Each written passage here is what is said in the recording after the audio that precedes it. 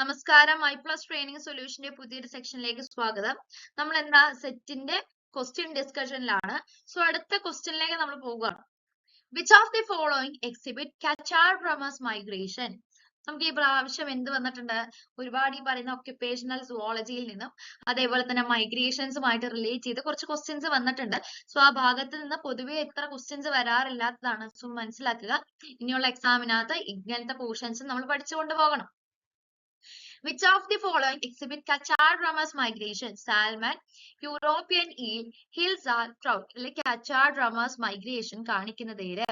Cachardromous അതായത് seal bone ചെയ്ത് എന്ത് ചെയ്യുന്നു? ഫ്രഷ് വാട്ടറിലേക്ക് ഗ്രോ ചെയ്യാൻ പോയി തിരിച്ച് സീയിലേക്ക് തിരിച്ചു വരുന്ന കുട്ടികൾ അല്ലെങ്കിൽ കുഞ്ഞുങ്ങൾ തിരിച്ച് സീയിലേക്ക് തിരിച്ചു വരുന്നതാണ് Cachardromous migration എന്ന് പറയുന്നത്.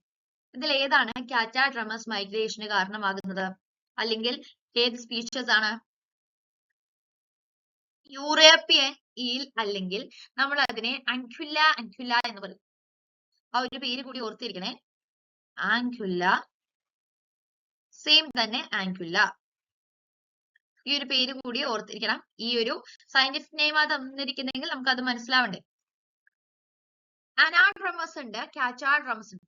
ഇങ്ങനെ രണ്ട് കാറ്റഗറിയാണ് നമ്മൾ ഈ പറയുന്ന ഫിഷസിന്റെ ട്രാൻസ്പോർട്ടേഷൻ അല്ലെങ്കിൽ മൈഗ്രേഷൻ പറയുന്നത്. അനാഡ്രമസ് എന്ന് പറയുന്നത് ഫ്രഷ് വാട്ടറിൽ ജീവിച്ച് സീയിലേക്ക് ഗ്രോ ചെയ്യാൻ പോയി.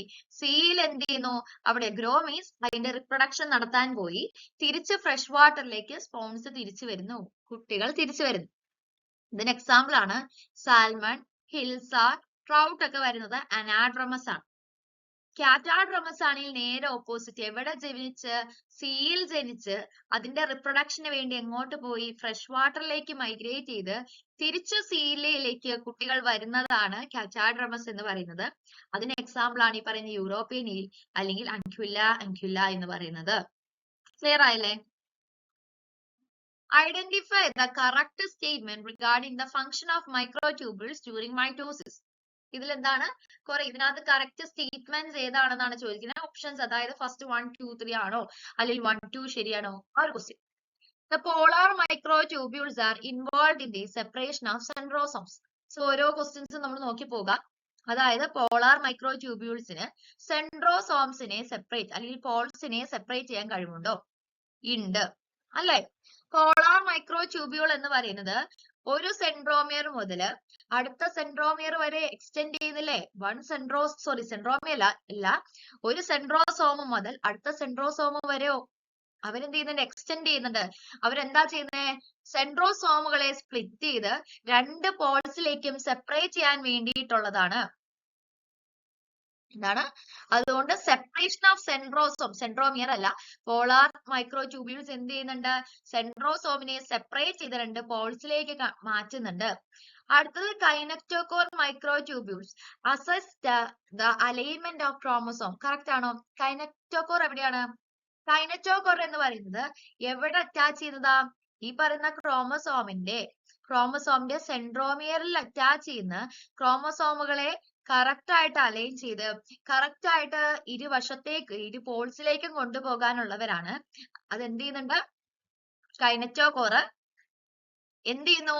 ഇക്വേറ്ററിൽ അലൈൻ ചെയ്യാൻ അവരെ ഹെൽപ്പ് ചെയ്യുന്നുണ്ട്. സോ കൈനറ്റോകോർ അതും കറക്റ്റ് ആണ്.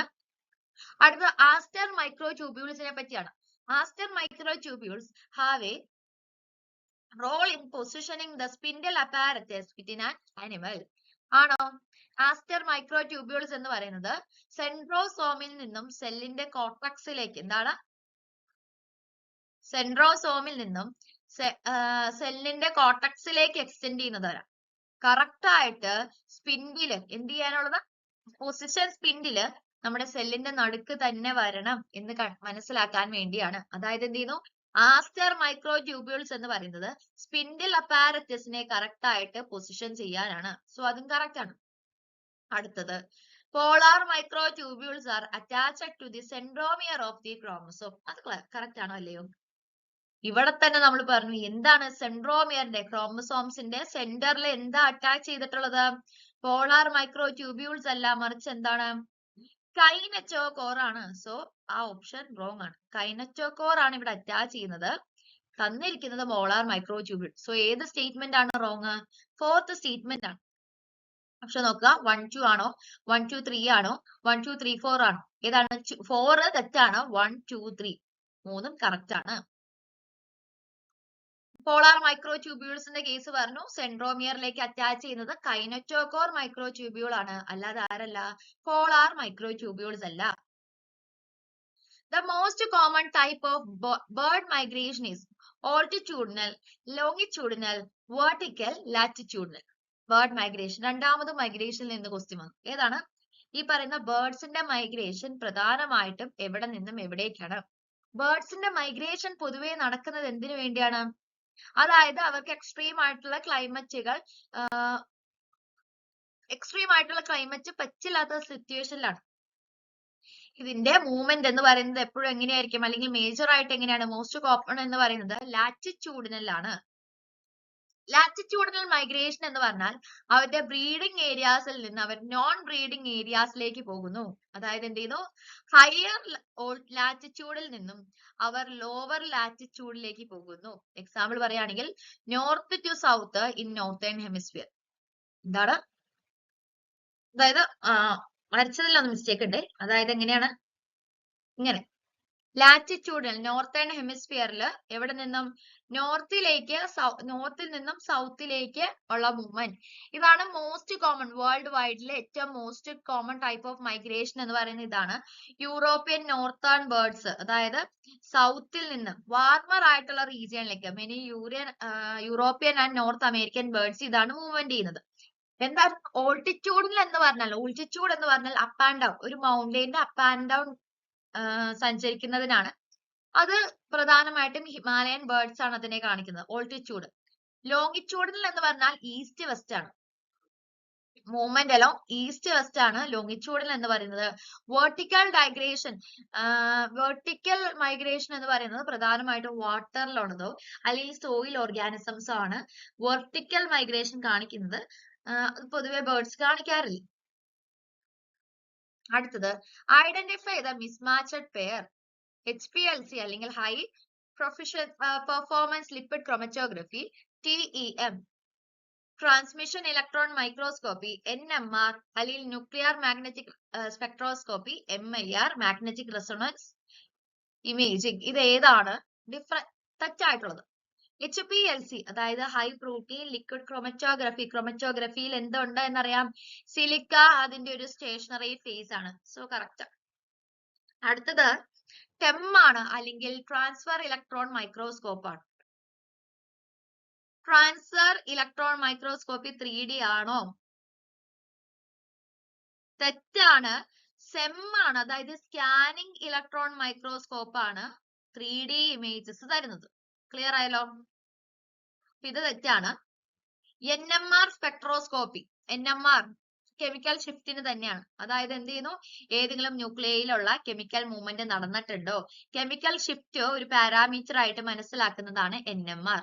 അടുത്ത് നോക്കുക, മാഗ്നറ്റിക് റെസൊണൻസ് ഇമേജിംഗ്. എക്സ്റേ ആണോ? മാഗ്നറ്റിക് റിസണൻസ് എന്ന് പറയുന്നത് മാഗ്നറ്റിക് ഫീൽഡുകളെയോ അല്ലെങ്കിൽ റേഡിയോ വേവ്സിനെയോ ആണ് അവർ യൂസ് ചെയ്യുന്നത്, എക്സ്റേസിനെ അല്ല. സോ മിസ്മാച്ച്ഡ് പെയേഴ്സ് ഏതാണ്? 2 ഉം 4 ഉം ആണ്. ഇല്ലേ? 2 and 4 ഓൺലി. സോ അത് ക്ലിയർ ആണ്. ഏതൊക്കെയാണ്? 2 and 4. ട്രാൻസ്മിഷൻ ഇലക്ട്രോൺ മൈക്രോസ്കോപ്പി എന്ന് പറഞ്ഞാൽ നമ്മൾ ഇലക്ട്രോൺസിനെ എന്ത് ചെയ്യുന്നു? ആ സ്പെസിമെനിന് അൾട്രാ തിൻ സെക്ഷനകത്തേക്ക് നമ്മൾ ഇലക്ട്രോൺസിനെ എന്ത് ചെയ്യുന്നു? ഇലക്ട്രോൺസിനെ കൊടുക്കുന്നു. ആ ഇലക്ട്രോൺസ് ബൗൺസ് ചെയ്യുന്ന രീതിയിൽ നമ്മൾ അതിനെ എന്ത് മനസ്സിലാക്കുന്നു? ഇമേജ് മനസ്സിലാക്കുന്നു. അതായത് ഉള്ളിലേക്കാണ്, അതായത് തിന്നായിട്ടുള്ള അൾട്രാ സെക്ഷനെ മനസ്സിലാക്കാനാണ് ട്രാൻസ്മിഷൻ. ഇനി സെം ആയിക്കോട്ടെ, സ്കാനിങ് ഇലക്ട്രോൺ എന്ന് പറഞ്ഞാൽ എന്ത് ചെയ്യുന്നു? ഇലക്ട്രോൺസിനെ നമ്മൾ സ്കാൻ ചെയ്ത് വിടാണ്. അതായത് സ്കാനിങ് പൊതുവെ എങ്ങനെയാണ്? മുകളിൽ കൂടി സ്കാൻ ചെയ്ത് എന്ത് ചെയ്യുന്നു? 3D ഇമേജസ് ആണ് സെം അല്ലെങ്കിൽ സ്കാനിങ് ഇലക്ട്രോൺ മൈക്രോസ്കോപ്പി പ്രൊഡ്യൂസ് ചെയ്യുന്നത്. Fix first law states that the diffusion of solute is proportional to molecular size, concentration gradient, temperature, viscosity. നമുക്ക് സുഖമായിട്ട് മനസ്സിലാക്കാവുന്നതാണ്. അതായത് ഡിഫ്യൂഷൻ ഓഫ് സൊല്യൂട്ട്, അതായത് ഡിഫ്യൂഷന്റെ കേസാ പറഞ്ഞത്. എന്താണ് diffusion? Diffuse is the transport of molecules എവിടെ നിന്നും എവിടേക്ക്? From high concentration to low concentration. അതായത് കോൺസെൻട്രേഷൻ ഗ്രേഡിയന്റ് ആണ് അവരെ പറയുന്നത്. മോളിക്കുലാർ സൈസ് അല്ല, ടെമ്പറേച്ചർ അല്ല, വിസ്കോസിറ്റി അല്ല. ആൻസർ ഏതാണ്? കോൺസെൻട്രേഷൻ ഗ്രേഡിയന്റ് ആണ്. അതായത് ഫിക്സ് ലോ എന്ന് പറയുന്നത് ഡിഫ്യൂഷൻ എന്ന് പറയുന്നത് കോൺസെൻട്രേഷൻ ഗ്രേഡിയന്റിന് ഈക്വൽ ആണെന്നാ പറയുന്നത്. മോളിക്കുലാർ സൈസ് അതിനെ അഫക്ട് ചെയ്യുന്നത് ഡിഫ്യൂഷൻ കോ എഫിഷ്യന്റിനെയാണ് മോളിക്കുലാർ സൈസ് ഡിപ്പെൻഡ് ചെയ്യുന്നത്. ടെമ്പറേച്ചർ ആണ് അടുത്ത ക്വസ്റ്റ്യൻ തന്നിരിക്കുന്നത്. ടെമ്പറേച്ചർ എന്താ ചെയ്യുന്നത്? ഈ പറയുന്ന ഡിഫ്യൂഷൻ കോഎഫിഷ്യന്റിന്റെ തന്നെയാണ് അവരും ഇൻഡ്യൂസ് ചെയ്യുന്നത്. അതായത് ടെമ്പറേച്ചർ കൂടിയാൽ ഡിഫ്യൂഷൻ കൂടുന്നു, വിസ്കോസിറ്റിയും ആ രീതിയിൽ തന്നെ. ആ പേരിൽ തന്നെ, അതായത് ഒന്ന് നമ്മൾ analyse ചെയ്തായിരുന്നെങ്കിൽ മനസ്സിലാക്കാവുന്നതായിരുന്നു. The 5S rRNA gene eukaryote is transcribed by RNA polymerase 1, RNA polymerase 2, RNA polymerase 3, RNase P. Simple question. യൂക്കാരിയോട്സിന്റെ rRNA ജീനുകളിൽ rRNA ജീനിനെ ആരാണ് ട്രാൻസ്ക്രൈബ് ചെയ്യുന്നത്? ആരായിരുന്നു? 1 ആണോ 2 ആണോ 3 ആണോ? ഏതാണ്? 3 ആണ്. RNA polymerase 3 ആണ് 5S rRNA ജീനിനെ ട്രാൻസ്ക്രൈബ് ചെയ്യുന്നത്. ഓർക്കണം, RNA polymerase 1 ഉണ്ട്, 2 ഉണ്ട്, 3 ഉണ്ട്.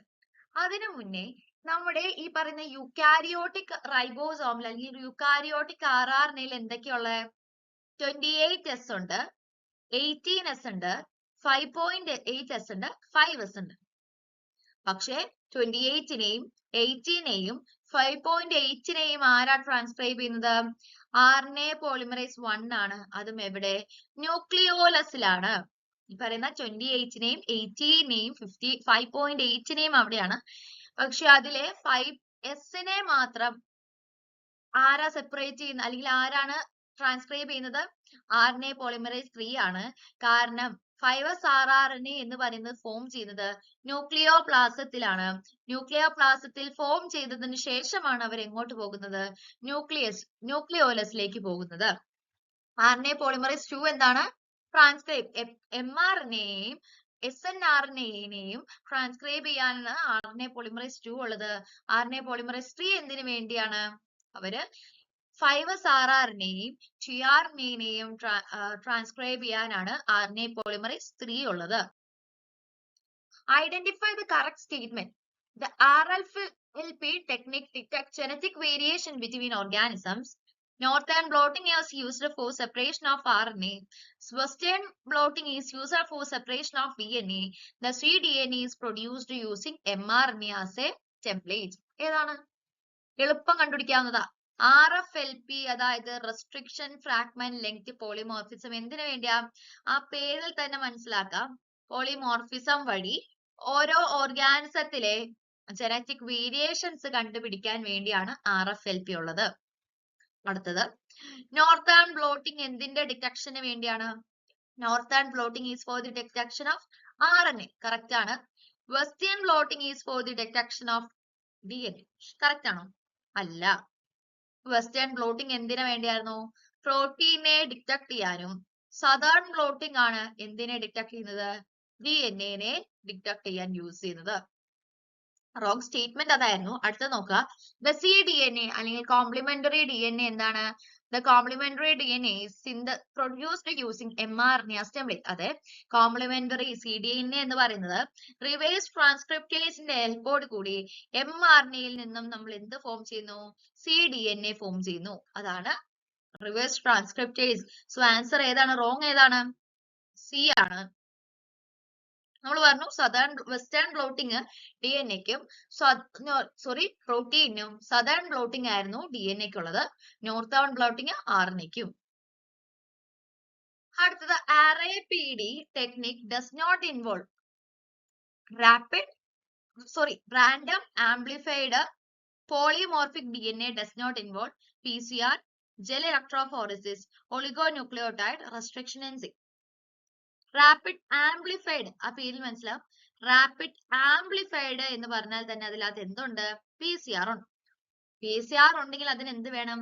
ഒളിഗോന്യൂക്ലിയോടൈഡ് പ്രൈമേഴ്സ് ആവശ്യമില്ലേ? കറക്റ്റ് ആയിട്ടുള്ള ഒളിഗോന്യൂക്ലിയോടൈഡ് PCR ശേഷം നമുക്ക് എന്ത് ചെയ്യണം? ഈ പറയുന്ന ആംപ്ലിഫൈഡ് ആയിട്ടുള്ള ഒരുപാട് പ്രൊഡക്റ്റ് ഉണ്ടാവും. ആ പ്രൊഡക്റ്റുകൾ എല്ലാം നമുക്ക് എന്ത് ചെയ്യാം? സെപ്പറേറ്റ് ചെയ്യേണ്ട ആവശ്യമുണ്ട്. അതായത് എന്ത് വേണം? ജെൽ ഇലക്ട്രോഫോറസിസ് വേണം. ഏതാ ഇൻവോൾവ് ആവാത്തത് restriction enzyme. Option B restriction enzyme ആണ്. റെസ്ട്രിക്ഷൻ എൻസൈംസ് എന്തിനു യൂസ് ചെയ്യുന്നില്ല? നമ്മൾ പറഞ്ഞ പോലെ തന്നെ റെസ്ട്രിക്ഷൻ എൻസൈംസ് RADP യൂസ് ചെയ്യുന്നില്ല. അത് യൂസ് ചെയ്യുന്നത് RFLP ആണ്. എന്താണ്? അതായത് RFLP restriction fragment length polymorphism. Fragment അതായത് ഫ്രാഗ്മെന്റ് ആക്കണമെങ്കിൽ ആര് വേണം? റെസ്ട്രിക്ഷൻ എൻസൈംസ് വേണം. RAPD ഈ പറയുന്ന ഇത് ഉപയോഗിക്കുന്നില്ല. The primary enzyme responsible for replicating mitochondrial DNA is DNA polymerase 1, gamma, 3, delta. Mitochondrial DNA എന്ന് ഇതിൽ പറയുന്നത് ഏത് DNA പോളിമറേസിനെയാണ്? DNA പോളിമറേസ് പഠിക്കുമ്പോൾ ഏറ്റവും ഇമ്പോർട്ടന്റ് ആയിട്ട് പറയുന്ന ടോപ്പിക് പോയിന്റ്സ് ആണിത്. ഓരോന്ന് എന്തിനു വേണ്ടി, അതിന് ഏറ്റവും പ്രധാനപ്പെട്ട റോൾ എന്താണ്? ഏതായിരിക്കും? DNA പോളിമറേസ് ഗാമയാണ് ഈ പറയുന്ന മൈറ്റോകോൺഡ്രിയൽ DNA പ്രധാനമായിട്ടുള്ളത്. മൈറ്റോകോൺഡ്രിയൽ DNAയുടെ mtDNA ക്യാരി ചെയ്യുന്നത് DNA പോളിമറേസ് ഗാമയാണ്. അവര് എന്നിട്ട് എന്ത് ചെയ്യുന്നു? ന്യൂക്ലിയർ എൻകോഡഡ് ആയിട്ടുള്ള ഒരു എൻസൈം ആണ്. അത് മൈറ്റോകോൺഡ്രിയയിലേക്ക് ഇമ്പോർട്ട് ചെയ്യുന്നതാണ് ഈ പറയുന്ന DNA പോളിമറേസ് ഗാമ എന്ന് പറയുന്നത്. 3' to 5' എക്സോന്യൂക്ലിയേസ് ആക്ടിവിറ്റിയും ലീഡിംഗ് സ്ട്രാൻഡിനെയും ലാഗിംഗ് സ്ട്രാൻഡിനെയും സിന്തസൈസ് ചെയ്യാനും ഇവര് ഹെൽപ്പ് ചെയ്യുന്നുണ്ട്. ഇതില് DNA പോളിമറേസ് 1 എന്തിനാണ്? പ്രോകാരിയോട്ടിന്റെ DNA റിപ്പയറിന്, അതായത് പ്രൈമർ റിമൂവല് റിപ്പയറിന് വേണ്ടിയും, DNA പോളിമറേസ് 3 എന്ന് പറയുന്നത് പ്രോകാരിയോട്ടിന്റെ മെയിൻ ആയിട്ടുള്ള replicating enzyme, DNA polymerase delta എന്ന് പറയുന്നത് ന്യൂക്ലിയർ DNA റിപ്ലിക്കേഷൻ ആണ്. നോക്കുക, ലാഗിംഗ് സ്ട്രാൻഡിന്റെ eukaryotic nuclear DNA replication, lagging സ്ട്രാൻഡിന്റെ റിപ്ലിക്കേഷൻ ആണ് ഈ പറയുന്ന ഡെൽറ്റ ഉള്ളത്. Last, which of the following is ribonucleoprotein enzyme? DNA polymerase, gyrase, RNase P ligase. ഇതില് ribonucleoprotein enzyme ഏതാണ്? ribonucleoprotein. പേരിൽ തന്നെ ഉണ്ടല്ലോ റൈബോന്യൂക്ലിയോപ്രോട്ടീൻ. പേരിൽ തന്നെ നമുക്ക് മനസ്സിലാക്കി ഏതാണ്? RNase P ആണ്. RNase P എന്ന് പറയുന്ന RNP പേരിലുണ്ടല്ലോ RNP റൈബോന്യൂക്ലിയോപ്രോട്ടീൻ എൻസൈം ആണ്. ആ പേരിൽ എന്തൊക്കെയുണ്ട്? RNA, അതായത് കാറ്റലിറ്റിക് കമ്പോണന്റ് റൈബോസൈം ആയിട്ട് ആര് ആക്ട് ചെയ്യുന്നുണ്ട്? RNA ആക്ട് ചെയ്യുന്നുണ്ട്. പ്രോട്ടീൻ എന്ന് പറയുന്നത് എന്താണ്? സ്ട്രക്ചർ ആൻഡ് റെഗുലേഷൻ ആണ്. സോ പറയുന്നത് പോലെ തന്നെ റൈബോന്യൂക്ലിക് RNAയും പ്രോട്ടീനുമുള്ള കമ്പോണന്റ് ആണ് RNase P എന്ന് പറയുന്നത്. ഫംഗ്ഷൻ എന്താണ്? 5' ലീഡർ സീക്വൻസിന്റെ പ്രോസസിംഗ് ആണ്. DNA പോളിമറേസ്, ഈ പറയുന്ന DNA പോളിമറേസ് എന്തിനാ? ഇതില് DNA പോളിമറേസ് എന്ന് പറയുന്നത് പ്രോട്ടീൻ എൻസൈം, അതായത് DNA സിന്തസൈസ് ചെയ്യാനാണ്. ഗൈനേസ് എന്ന് പറയുന്നത് DNA ടോപ്പോ ഐസോമറേസ്, അതായത് നമ്മുടെ DNAയുടെ റിപ്ലിക്കേഷന്റെ സമയത്ത് സൂപ്പർ കോയിലിനെ റിലാക്സ് ചെയ്യാനും. ലിഗേസ് എന്ന് പറയുന്നത് അറിയാം, DNA ജോയിനിങ്ങിന് വേണ്ടിയാണ്. സോ RNase P ആണ് ആൻസർ. സോ ഇന്നത്തെ ഈ പറയുന്നത്, അതായത് ഈ ഭാഗത്തെ, അതായത് അടുത്ത ക്വസ്റ്റ്യൻ നമ്മൾ ഡിസ്കസ് ചെയ്തു. നിങ്ങൾ ഓർക്കണം, ക്വസ്റ്റ്യൻ സീരീസ് നമ്മൾ കറക്റ്റ് ആയിട്ട് യൂട്ടിലൈസ് ചെയ്ത് പോവുക. അടുത്ത സെക്ഷനിൽ നമുക്ക് അതിന്റെ കണ്ടിന്യൂവേഷൻ നോക്കാം. ഓക്കെ, ഇന്നത്തെ സെക്ഷൻ നമ്മൾ വൈൻഡ് അപ്പ് ചെയ്യാണ്. Okay, thank you all.